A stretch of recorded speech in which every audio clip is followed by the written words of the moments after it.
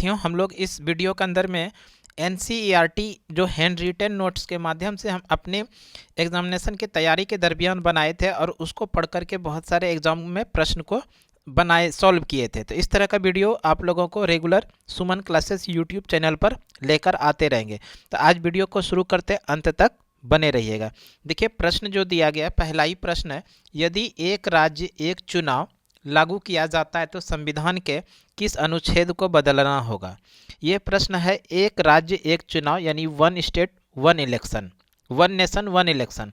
यदि एक राज्य एक चुनाव लागू किया जाता है तो संविधान के किस अनुच्छेद को बदलना होगा। तो इसमें मुख्य रूप से जो बदलना होगा, मुख्य रूप से वो अनुच्छेद 83, और इस अनुच्छेद 83 के अंदर में संसद के अवधि दिया गया, यानी लोकसभा का जो कार्यकाल होता है 5 साल का, 5 वर्ष का, इस अनुच्छेद 83 के अंदर है। उसी तरह से अनुच्छेद 172 को भी बदलना होगा, जिसमें कि राज्य के विधानसभा का अवधि, यानी राज्य के जो विधानसभा होते हैं उनका कार्यकाल 5 वर्षों का, ये अनुच्छेद 172 के अंदर है। उसी तरह देश के अंदर में जो संसद गठन होता है जिसमें लोकसभा का कार्यकाल होता है 5 वर्ष का, ये है अनुच्छेद 83। तो वन नेशन वन इलेक्शन लागू किया जाता है तो संविधान का अनुच्छेद मुख्य रूप से अनुच्छेद 83 बदलना पड़ेगा, साथ में अनुच्छेद 172 बदलना पड़ेगा। तो इस तरह से अनुच्छेद 83 और अनुच्छेद 72। अगर थोड़ा सा हम लोग डिस्कस कर ले, एक राज्य एक चुनाव का विचार पहली बार किस वर्ष आया था।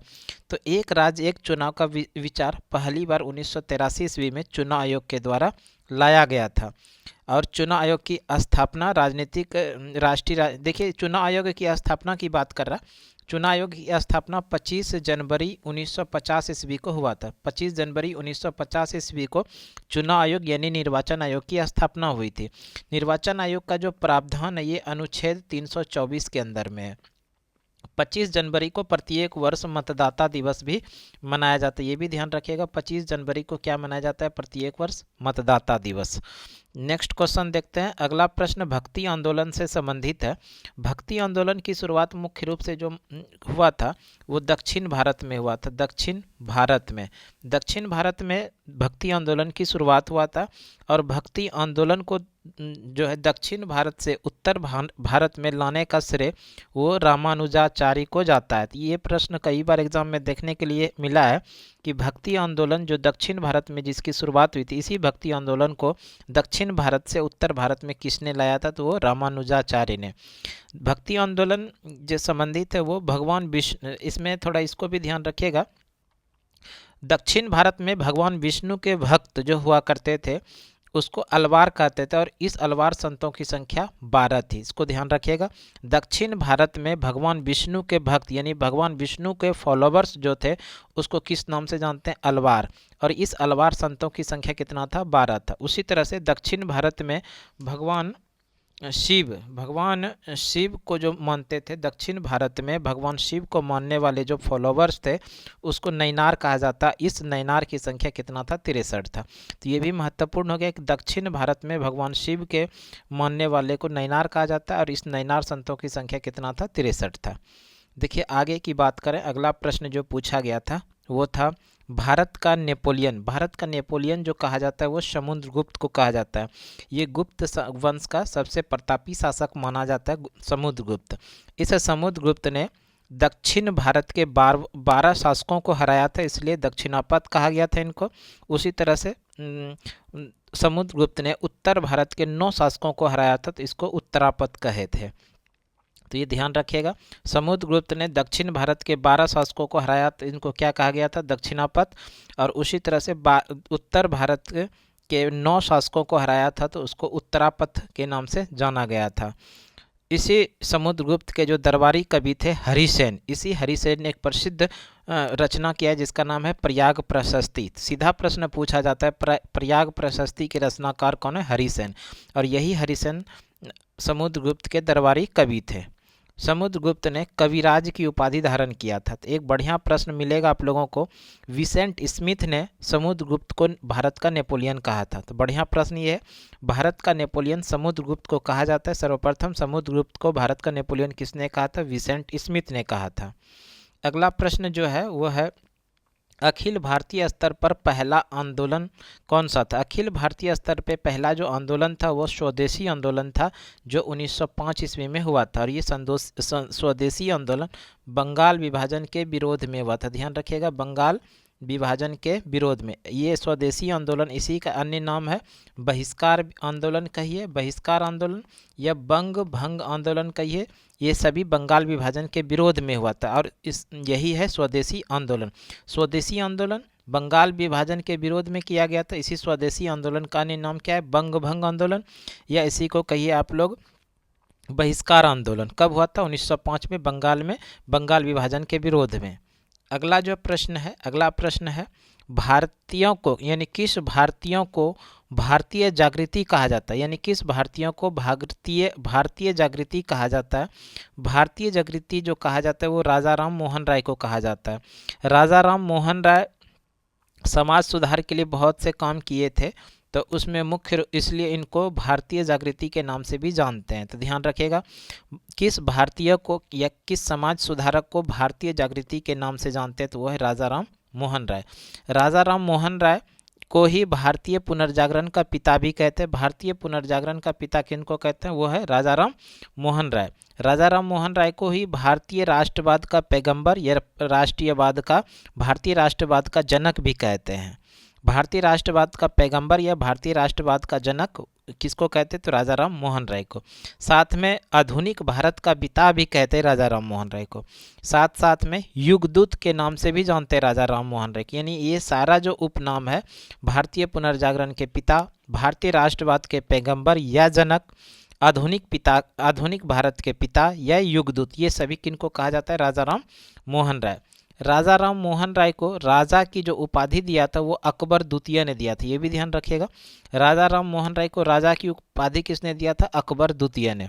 राजा राम मोहन राय का समाधि स्थल कहाँ पर है? तो ब्रिस्टल, जो कि इंग्लैंड के अंदर में, यहीं पर इनका समाधि स्थल है। राजा राम मोहन राय का समाधि स्थल कहाँ पर है? ब्रिस्टल, जो इंग्लैंड के अंदर है। इसी राजा राम मोहन राय ने 1815 ईस्वी में आत्मीय सभा की स्थापना किया था। तो ध्यान रखिएगा, सीधा प्रश्न पूछा जा सकता है, आत्मीय सभा की स्थापना किसने किया था? तो राजा राम मोहन राय ने। कब? 1815 में। राजा राम मोहन राय ने ब्रह्म समाज की स्थापना किया था 20 अगस्त 1828 को। ब्रह्म समाज की स्थापना राजा राम मोहन राय ने 20 अगस्त 1828 को। भारतीय ब्रह्म समाज की स्थापना जो किया था वो केशव चंद्र सेन ने किया था 1866 में। ध्यान रखिएगा, भारतीय ब्रह्म समाज की बात करेगा तब केशव चंद्र सेन करेंगे। कब? 1866 में। और केवल ब्रह्म समाज की बात करेगा तब 1828 में राजा राम मोहन राय। अगला जो प्रश्न है, अगला प्रश्न है, बंगाल का अंतिम गवर्नर, बंगाल के अंतिम गवर्नर जो थे वो थे मुर्शिद कुली खां। मुर्शिद कुली खां बंगाल के अंतिम गवर्नर थे। नेक्स्ट है, स्वर्ग के उत्पन्न सेनानायक, स्वर्ग से उत्पन्न सेनानायक किनको कहा जाता है? तो रॉबर्ट क्लाइव को। ये बंगाल के प्रथम गवर्नर हुए। ध्यान रखिएगा, बंगाल के प्रथम गवर्नर रॉबर्ट क्लाइव को स्वर्ग से उत्पन्न सेनानायक के नाम से जानते हैं। आगे है, मीर कासिम ने अपनी राजधानी मुर्शिदाबाद से मुंगेर लाया था। तो यहाँ से प्रश्न पूछा जा सकता है कि बताइए, बंगाल के किस नवाब ने या बंगाल के किस शासक ने अपनी राजधानी मुर्शिदाबाद से मुंगेर स्थानांतरित किया था? तब हम लोग आंसर करेंगे मीर कासिम। आगे है, बक्सर के युद्ध से संबंधित प्रश्न है, बक्सर का युद्ध। बक्सर का युद्ध जो हुआ था, ये बक्सर का युद्ध हुआ था 22 अक्टूबर 1764 को। बक्सर का युद्ध किस वर्ष हुआ था? 22 अक्टूबर 1764 को हुआ था। और बक्सर का युद्ध जो हुआ था, अवध का नवाब था सुजाउद्दौला, दिल्ली का मुगल शासक था शाह आलम द्वितीय, और बंगाल का नवाब था Mir Qasim.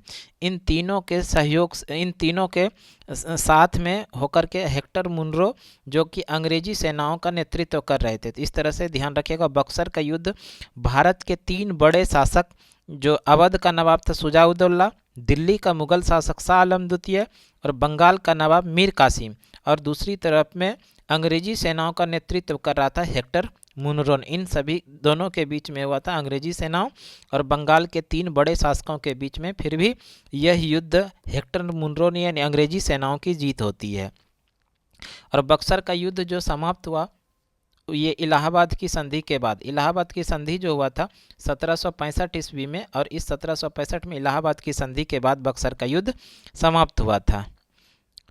East India company की बिहार, बंगाल तथा उड़ीसा की दीवानी अधिकार दिया गया था 22 अगस्त 1765। यही इलाहाबाद की संधि के बाद ईस्ट इंडिया कंपनी को बिहार, बंगाल तथा उड़ीसा की दीवानी अधिकार दिया था। रॉबर्ट क्लाइव ने मुर्शिदाबाद को उप दीवान किसे नियुक्त किया था? रॉबर्ट क्लाइव ने मुर्शिदाबाद का उप दीवान जो नियुक्त किया था वो किया था मोहम्मद राजा खान को। ध्यान रखिएगा, रॉबर्ट क्लाइव ने मुर्शिदाबाद का उप दीवान किसे नियुक्त किया था? मोहम्मद राजा खान को। आगे बात करें हम लोग तो अगला जो प्रश्न है बॉन्डीवास का युद्ध है। बॉन्डीवास के युद्ध के बारे में पढ़ते हैं। बॉन्डीवास का युद्ध जो है 22 जनवरी 1760 को हुआ था। बॉन्डीवास का युद्ध किस वर्ष हुआ? 22 जनवरी 1760 को अंग्रेजी सेनाओं और फ्रांसीसी सेनाओं के बीच में हुआ था।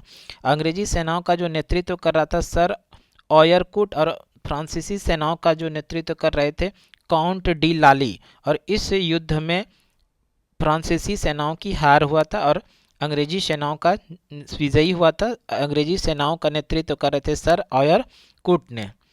आगे बात करें, भारत में अंग्रेजों का सर्वाधिक विरोध किसने किया था? भारत में अंग्रेजों का सर्वाधिक विरोध जो किया था वो मराठाओं ने किया था। ध्यान रखिएगा, भारत में अंग्रेजी सेनाओं का यानी अंग्रेजों का सर्वाधिक विरोध किसने किया था? मराठाओं ने। आगे प्रश्न है, महाराजा रंजीत सिंह एवं अंग्रेजी सेनाओं के बीच कौन सी संधि हुई थी? महाराजा रंजीत सिंह और अंग्रेजी सेनाओं के बीच में अमृतसर की संधि हुई थी। ध्यान रखिएगा, अमृतसर की संधि किसके किसके बीच में हुआ था? महाराजा रंजीत सिंह और अंग्रेजी सेनाओं के बीच। और ये कब हुआ था? 1809 में। ध्यान रखिएगा, अमृतसर की संधि किस वर्ष होती है? 1809 में। किसके किसके बीच? महाराजा रंजीत सिंह और अंग्रेजी सेनाओं के बीच में। और ये अमृतसर की संधि हुई कहाँ पर थी? तो श्रीनगर के अंदर में ये हुआ था, ध्यान रखना है। और इसमें जो है शाह शुजा ने से रंजीत सिंह ने कोहिनूर हीरा प्राप्त किया था। और इसके साथ अब हम लोग देख लेते हैं आंग्ल मैसूर युद्ध। भारतीय इतिहास में जो आंग्ल मैसूर युद्ध है कुल मिला के 4 आंग्ल मैसूर युद्ध हुआ। पहला जो आंग्ल मैसूर युद्ध हुआ था ये 1767-1769 में हुआ था। अंग्रेजी सेनाओं के नेतृत्व कर रहे थे वेसेल्स्ट और इधर भारतीय सैनिक में थे, भारतीय शासकों में था हैदर अली। तो ये जो है प्रथम आंग्ल मैसूर युद्ध समाप्त हुआ था मद्रास की संधि के द्वारा समाप्त हुआ था, जो कि मद्रास की संधि 1769 में हुआ था। ध्यान रखिएगा, प्रथम आंग्ल मैसूर युद्ध किस संधि के द्वारा समाप्त हुआ था? मद्रास की संधि। और मद्रास की संधि हुआ कब था? 1769 में। दूसरा आंग्ल मैसूर युद्ध जो होता है 1780 से 84 के बीच में होता है। और दूसरा जो मैसूर युद्ध हुआ था अंग्रेजी सेनाओं का नेतृत्व कर रहे थे वॉरेन हेस्टिंग्स, दूसरी तरफ में हैदर अली थे। और हैदर अली की मृत्यु 1782 में हो गया, जिसके कारण इनके स्थान पे शासक के रूप में टीपू सुल्तान ने युद्ध किया था। दूसरा आंग्ल मैसूर युद्ध जो है मैंगलोर की संधि जो 1784 में हुआ था, इसी संधि के द्वारा समाप्त हुआ था। तो यहाँ से सीधा प्रश्न पूछा जाता है कि दूसरा आंग्ल मैसूर युद्ध किस संधि के द्वारा समाप्त हुआ? तो हम लोग आंसर करेंगे मैंगलोर की संधि। और इसी में अगर प्रश्न पूछा जाए मैंगलोर की संधि किस वर्ष हुई थी तो आंसर करेंगे 1784 में। तीसरा आंग्ल मैसूर युद्ध जो हुआ था, तीसरा आंग्ल मैसूर युद्ध ये हुआ था 1790 से 92 के बीच में। और तीसरा आंग्ल मैसूर युद्ध श्रीरंगपट्टनम की संधि के बाद ये समाप्त हुआ था। और ये मुख्य रूप से तीसरा आंग्ल मैसूर युद्ध टीपू सुल्तान और लॉर्ड कॉर्नवालिस के बीच में हुआ था। तो ये भी प्रश्न इंपॉर्टेंट है आप लोगों के लिए। टीपू सुल्तान और लॉर्ड कॉर्नवालिस के बीच में तृतीय यानी थर्ड आंग्ल मैसूर युद्ध कब हुआ था? 1790 से 92 के बीच में। और श्रीरंगपट्टनम की संधि के द्वारा तृतीय आंग्ल मैसूर युद्ध समाप्त हुआ था। चौथा जो आंग्ल मैसूर युद्ध हुआ था वो हुआ था 1799 में। 1799 में चौथा आंग्ल मैसूर युद्ध लॉर्ड वेलेस्ली और टीपू सुल्तान के बीच में हुआ था। और इस युद्ध में टीपू सुल्तान की हार हो गई थी और टीपू सुल्तान की हत्या भी कर दिया था 4 मई 1799। तो यहाँ से प्रश्न पूछ सकता है टीपू सुल्तान की मृत्यु कब होती है? 4 मई 1799 को। 4 मई 1799 में टीपू सुल्तान की मृत्यु हुई थी। और इसको किस संधि के द्वारा इसको जीता था? लॉर्ड वेलेस्ली ने श्रीरंगपट्टनम को जीता था और यहाँ पर टीपू सुल्तान की हत्या कर दी गई थी 4 मई 1799। श्रीरंगपट्टनम को जीता था किस वर्ष लॉर्ड वेलेस्ली ने? तो 1799 ईस्वी में। और उसके बाद जो है 1700, इसके अलावा एक क्वेश्चन और ध्यान रखिएगा, 1780 ईस्वी में टीपू सुल्तान ने अंग्रेजी सेना को पोलीपुर में हराया था। तो इस तरह से आज हम लोगों ने वैसे प्रश्नों को देखे जो किसी न किसी एग्ज़ाम में पूछे गए थे, और इस प्रश्न को हम आसानी से बना के लाए थे।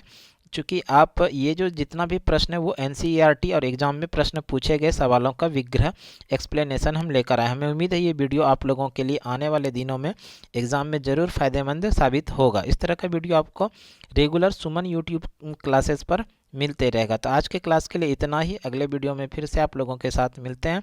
तब तक के लिए धन्यवाद। जय हिंद।